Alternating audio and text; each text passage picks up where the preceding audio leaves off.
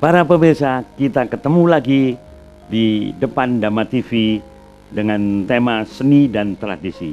Masih kita lanjutkan kisah tentang Pandawa kaitannya dengan Pancasila.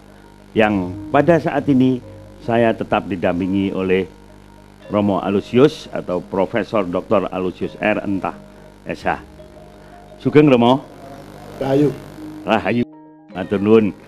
Dan juga saya masih didampingi oleh Ki Suwarno, tokoh pedalangan di Kota Malang yang sekaligus guru dalang, juga guru karawitan. Dan karya-karya beliau sudah sangat banyak untuk melahirkan dalang-dalang muda yang nanti juga akan kita tampilkan di dalam episode yang akan datang tentang tema seni dan tradisi. Sugeng Ki Warno. Pangestinipun Rahayu. Rahayu, Rahayu. Pemirsa, kita lanjutkan cerita berkaitan dengan Pandawa yang akan ketemu nanti kaitannya dengan Pancasila. Namun sebelumnya saya kepada Ki Suwarno lebih dulu ya. Ki Suwarno. Kisah Pandawa tadi akhirnya karena sebetulnya ada putra yang laki juga ya, Basukarno atau Adipati Karno ya, setelah dewasa itu tidak, mulai kecil memang nggak pernah kumpul. Sementara Pandawa ini sendiri sejak kecil berada di hutan ya, misalnya begitu. Itu pendidikannya menurut Ki Warno apa yang bisa diperoleh dari Pandawa itu tadi? Dari Pandawa. Sebelum masuk ke Keraton Ngastina. Sebelum masuk ke Keraton Ngastina. Iya, saat itu Pandu masih berada di hutan. Ya. Iya. Yang jelas Romo, Pandawa itu dididik secara alamiah. Secara alam ya, alam, di hutan, secara ya. alamiah. Walaupun di alam itu sendiri Pandawa juga belajar yang namanya menyatu dengan alam. Menyatu dengan alam. Menyatu dengan alam. Memang toto gelar Iya. itu disebut Pandawa Cintroko. Cintroko, iya. Disebut Pandawa Cintroko. Iya.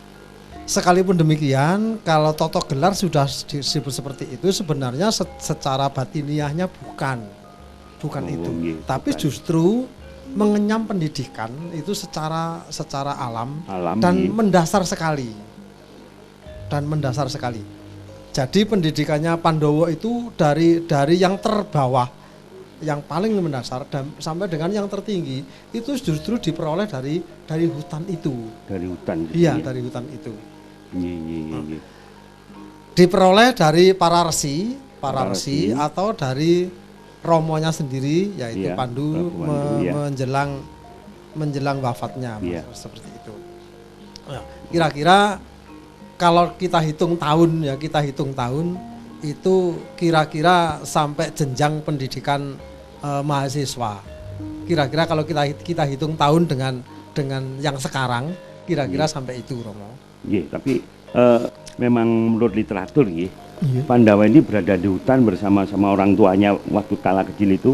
Iya. Hanya sampai kalau sekarang kira-kira tingkat SMP itu. Kemudian setelah romonya sedo, baru masuk ke keraton kan begitu. Iya. Iya. Nah, itu kalau kita hitung ya kira-kira sampai itu. Iya, tingkat itu ya. Pendidikan dasarnya itu jelas diperoleh dari hutan. Ya, dari hutan. Di sana. Didasarinya pendidikan awal. Matur nuwun Ki Suwarno. Matur nuwun. Para pemirsa, nampaknya indah sekali. Pendidikan yang diberikan di hutan oleh para resi, para wiku untuk mengenal alam secara langsung itu merupakan dasar untuk berpola pikiran supaya nanti bagaimana setelah di kota dia nggak bingung. Kayaknya seperti itu ya. Sementara saat ini orang-orang yang pada dididik di kota justru karena terlalu tinggi pendidikan kota, bahkan semakin goyah mereka ya. Terbukti apa orang di kota ini? Hutan pun bisa dibabatin kan ya. Dia udah dihabis-habisin, bahkan tanaman-tanaman yang lain bisa dibabati, malah diganti tanaman yang nggak manfaat. Kira-kira seperti itu. Para pemirsa, saya akan melanjutkan kisah ini kepada Romo Alu ya, Romo. Tadi kalau Pandawa itu memang awal pendidikan dasarnya dari hutan. alam. Sementara yang ada di kita ini dari cerita Romo Alu yang serba 5, di Indonesia ini mempunyai filsafat hidup Pancasila. Kira-kira tentang Pancasila itu sendiri, Romo, kalau digadukkan dengan pendidikan awal dari hutan, waktu Bung Karno dulu menemukan, Profesor, monggo dijelaskan sedikit pada masyarakat. Monggo. Baik, matur nuwun. Ya, pengetahuan Jawa sendiri dikenal juga ada 5 tingkat mendalami pengetahuan dan ilmu dalam filsafat Jawa, yaitu mulai dari Jopo, Montro, Kuno. Itu kita ketemukan itu ada tingkatan dalam mempelajari pengetahuan itu ada 5 tingkat itu. Kalau dalam konteks ilmu pengetahuan sekarang itu sering dikenalkan ada 4 macam pengetahuan dan kebenaran. Mulai dari pengetahuan indera, dari apa yang kita dapat dari panca indera, ya bahkan kalau ada yang memiliki bisa nerawang dengan indera keenam, ya dia bisa menemukan pengetahuan dari indera keenam. Kalau ada pengetahuan ilmiah diperoleh dari hasil penyelidikan. Lalu ada pengetahuan dan kebenaran yang ketiga adalah kebenaran dan pengetahuan filsafat yang diperoleh dari hasil perenungan. Lalu dari hasil perenungan ini ditemukan kebenaran, dan kebenaran yang ditemukan itu logis, dapat diterima oleh setiap orang. Nah, konon leluhur-leluhur kita dulu yang tidak sekolah ini sebetulnya mereka banyak memiliki karena mereka sering meditasi, melakukan perenungan, mereka banyak menemukan pengetahuan dan kebenaran ini yaitu melalui sudah dalam level pengetahuan dan kebenaran filsafat. Lalu pengetahuan dan kebenaran yang terakhir adalah pengetahuan kebenaran agama atau kepercayaan terhadap Tuhan Yang Maha Esa.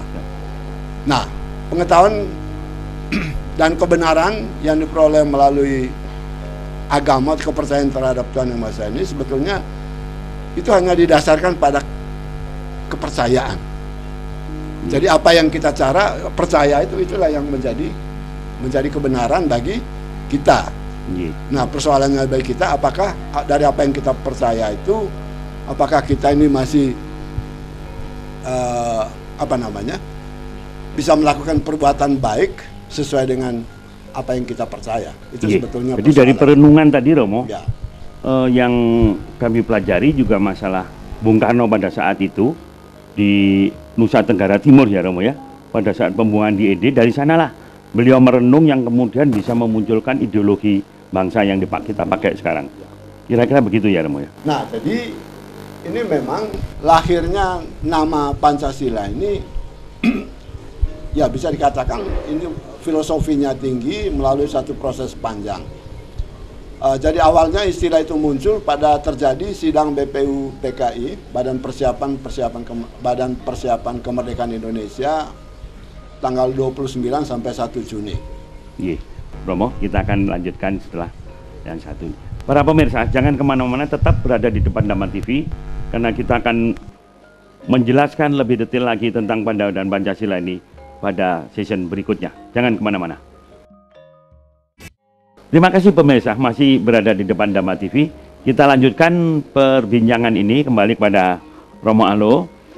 Para pemirsa, kami di sini saling memanggil dengan bahasa Romo, karena bahasa Romo itu artinya adalah Bapak, yang sekarang sudah jarang sekali digunakan oleh suku bangsa Jawa khususnya, sampai-sampai akibat daripada itu malah sekarang pastor-pastor malah dipanggil Romo. Untuk itulah generasi muda kita supaya bisa kembali kepada jati dirinya, monggo mulai sekarang kepada orang tua itu manggilnya Romo. Kemudian saya dengan Romo Alu, dengan Romo Suwarno ini juga sudah Jawa betul lah kira-kira ya. Malah Romo Profesor Alusius ini yang dari NTT, dari Manggarai malah lebih Jawa dari kita nantinya. Jangan sampai terjadi seperti itu. Saya kembali kepada Romo Alu. Romo Alu, tadi disampaikan oleh Romo masalah ketemunya kata Pancasila ya Romo, yang saya yakini bahwa itu ditemukan pada saat di ND, saat perenungan beliau di pembuangan itu. Monggo dilanjutkan. Baik, jadi pada saat Bung Karno menyampaikan pidatonya dalam sidang Badan Persiapan Kemerdekaan Indonesia 1 Juni, dia menawarkan satu persoalan, bangsa yang ingin kita merdekakan ini menggunakan dasar apa? Dan lalu dasarnya itu diberi nama apa? Dalam wacana sidang BPUPKI itu ada 2 wacana yang berkembang, bahwa ada yang menginginkan dasar dari negara yang kita merdeka itu berdasarkan agama, lalu ada yang menginginkan berdasarkan nasionalisme atau kebangsaan. Yang nanti akhirnya terjadi musyawarah mufakat bahwa kita tidak memilih merdeka menjadi negara yang berdasarkan agama, tapi kita memilih dasar negara yang memilih dengan dasar kebangsaan. Nah, atas dasar kebangsaan ini lalu dicarikan suatu dasar dan nama sebagai dasar untuk kita merdeka. Lalu Bung Karno dalam pidato 1 Juni ini mengusulkan nama Pancasila. Pancasila itu dari bahasa Sanskrit, itu panca itu artinya 5, sila itu artinya dasar. Iya. Jadi dia mengusulkan ada 5 dasar yang disebut Pancasila itu sebagai dasar negara yang ingin kita merdekakan. Seperti yang tadi disampaikan oleh Romo Yudo, bahwa sebetulnya beliau sudah mendapatkan 5 dasar itu berdasarkan hasil perenungan meditasinya juga, beliau waktu dia dibuang oleh penjajah Belanda di Ende. Dan tanggal 1 Juni 2013 kemarin, Bapak Wakil Presiden bersama Ketua MPR itu meresmikan monumen 1 Juni itu, monumen tempat pembuangannya Bung Karno itu, dan sekaligus sebagai monumen peringatan lahirnya Pancasila 1 Juni 1945. Yang di Ende itu ya, Romo? Yang di Ende. Iya. Nah, 5 dasar ini oleh Bung Karno dengan susunan yang berbeda, tetapi hasil rapat BPUPKI lalu kita mengenal 5 dasar itu menjadi 5 sila dari Pancasila yang sekarang digunakan. Matur nuwun, Romo. Ya. Ki Suwarno, Pancasila itu merupakan ideologi negara, yang kita miliki, yang ditemukan pada 1 Juni oleh dasar renungan. Bung Karno itu merenung sejak dibuang di penjara di mana-mana. Artinya, seakan-akan seperti zaman kecilnya Pandawa, berada di hutan terus-menerus. Sehingga Bung Karno itu paham betul bagaimana karakter bangsa ini yang terdiri dari bermacam-macam suku, sama dengan berkelanyannya yang diajarkan kepada para Pandawa oleh para resi, oleh orang tuanya pada saat berada di hutan. Kira-kira kalau menurut pandangan Ki Suwarno, Pancasila itu diciptakan 5. Pandawa juga bertahan 5. Serba 5. Itu kalau digaduk kayak gitu, Pandawa itu tentunya punya tujuan untuk memimpin sebuah negara menuju adil dan makmur. Pancasila sendiri, dasar akhirnya yang kelima adalah keadilan sosial bagi seluruh bangsa Indonesia. Ngaten ya gimana? Iya. Dari segi perdalangan, pandangan seperti itu bagaimana? Monggo katuran. Iya. Bedanya tipis memang, Romo. Iya, tipis. Dan mungkin tidak ada bedanya. Memang Pandowo itu dididik untuk menjadi kesatria. Iya. Yang tangguh, tanggun, sekti dan mengerti. Iya. Sekti dan mengerti. Jadi orang bakal korupsi ngaten nggih. Ngerti dan mengerti. Berbeda dengan pinter lho, Romo. Nggih, pinter nggih. Kalau pinter belum tentu mengerti. Tetapi kalau mengerti jelas itu pinter. Jelas. Cerdas istilah lainnya, cerdas. Karena mengerti. Nah, Pandowo itu sudah sejak kecil dididik untuk mengerti. Dididik untuk mengerti, bukan untuk pinter saja. Dididik untuk mengerti. Contohnya begini. Kalau kita mendidik dari alam ini akan memberikan sesuatu kepada kamu ketika kamu juga mau memperhatikan alam itu sendiri. Nggih, matur nuwun Ki Warno. Takat sama tawis. Para pemirsa, ini semakin memanas ini cerita ini. Jangan kemana-mana, tetap berada di depan Dhamma TV. Terima kasih para pemirsa masih berada di depan Dhamma TV, dan kita akan lanjutkan pembahasan ini mengenai Pandawa dan Pancasila. Saya kepada Romo Aloysius kembali. Romo, keadaan sekarang itu banyak orang mengatakan bangsa ini sudah kehilangan jati diri. Ya. Padahal di dalam kisah Pandawa sendiri itu adiknya nomor 2 yang namanya Bratasena justru bisa menemukan jati diri. Makna jati diri di sini menurut Romo Alo bagaimana? Apa? Monggo. Jadi kalau dikatakan bangsa Indonesia saat ini kehilangan jati dirinya, itu disebabkan karena masing-masing individu, masing-masing kita orang Indonesia ini kehilangan jati diri kita sendiri. Individunya, ya. Jadi jati diri bangsa itu bersumber dari jati diri setiap individu. Kalau masing-masing individu atau kebanyakan individu kehilangan jati dirinya, nah maka ini akan menghilangkan jati diri suatu bangsa. Jati diri itu kan kalau istilah lainnya kan ciri khas. Apa sih yang menjadi ciri khas bangsa kita? Apa yang menjadi jati diri bangsa kita? Nah, kalau setiap individu sudah mengurus kepentingannya sendiri-sendiri, lalu dia tidak tahu jati dirinya, lalu kehilangan jati diri setiap individu inilah yang menyebabkan kehilangan jati diri suatu bangsa. Ya. Jelas, Romo. Sedikit, Romo, tolong anunya bisa diangkat lah. Pada saat Bratasena ketemu jati dirinya itu, kira-kira filosofi yang didapat apa, Romo? Jadi, dapat begini ya? Iya, agak buka sedikit. Jadi makna filosofis yang kita petik dari perjalanan cerita Bratasena ini, jadi cerita Bratasena ini kan sebetulnya dia dalam perjalanannya dalam rangka mencari jati dirinya, lalu kemudian dia menemukan jati dirinya.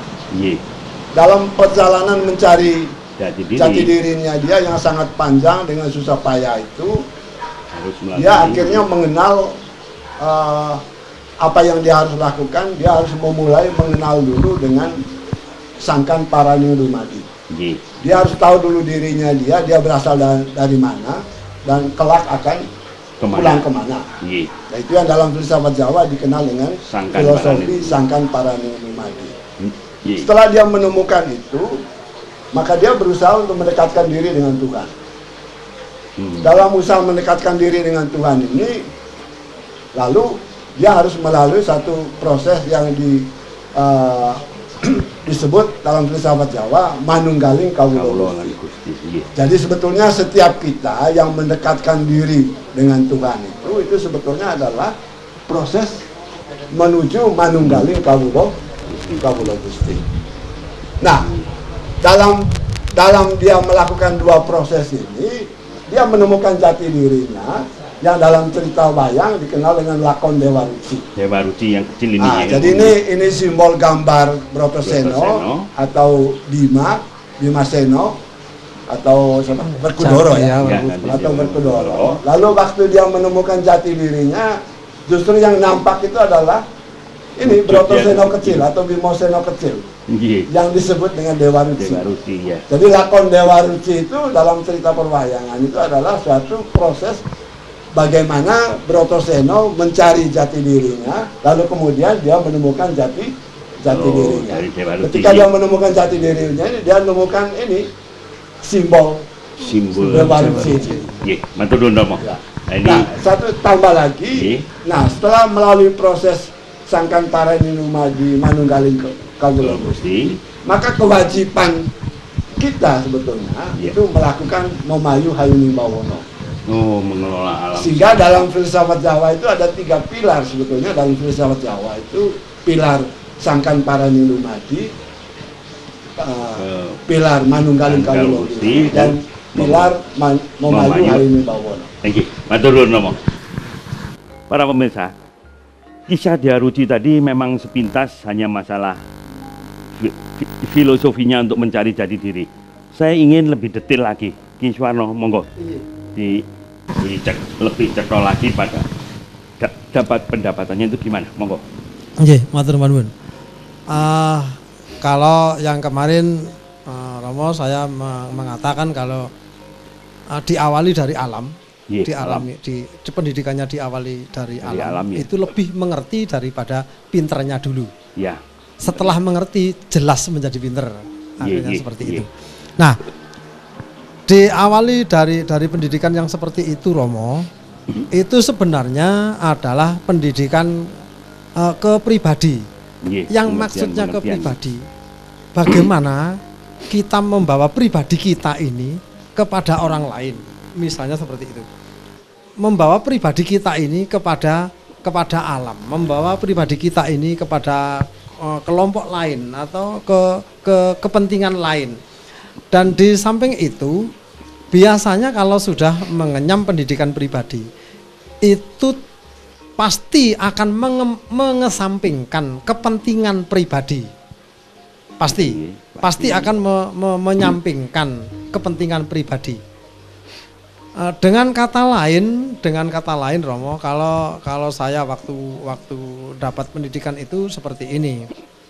Nah, ketika saya mementingkan diri pribadi saya kepada kelompok lain, mungkin akan terjadi saya dipisui orang banyak. Kan seperti itu gitu. Mungkin dilokno wong akeh. Tapi ketika saya mengesampingkan pribadi saya itu akan dipikirkan oleh orang lain. Seperti itu. Dengan kata lain, kalau sekarang itu ya bolehlah kita bekerja. Siapa yang tidak mau bekerja itu dengan bayaran yang banyak. Kan begitu Romo ya? Iya. Tetapi ketika bekerja iku dorong wis moto duwien, sapa sing gelem ngajak terusan. Misalnya seperti itu. Nah, ini adalah contoh seperti Pandawa. Pandawa itu seperti itu. Pandawa itu mengesampingkan dirinya sendiri, kepentingannya sendiri, kepentingan orang lain yang akan dipentingkan, dinomorsatukan. Dengan demikian kepentingan Pandowo itu akan dipikirkan oleh orang banyak tadi. Begitu ya. Iya, namanya seperti itu filosofinya. Iya, matur nuwun gimana. Para pemirsa, ini nampaknya waktu juga yang akan memisahkan kita ini. Padahal tentang Pandawa dengan Pancasila ini masih panjang ceritanya.